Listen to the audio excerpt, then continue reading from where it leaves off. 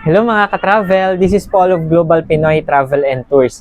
Another day, another franchisee tayo ulit. Kaya gusto ko pong i-welcome si Ma'am Remalia Tinamisan from Ozamis City, our newest travel agent partner po dito kay Global Pinoy. So actually, last month pa nakapag-inquire and umattend ng ating webinar si Ma'am Remalia, pero ngayon po officially nag-avail na siya ng ating home-based affiliate package. Kaya congratulations sa iyo, ma'am, and ma-onboard ka na sa mga upcoming trainings natin and looking forward po for more bookings and transactions para sa iyo.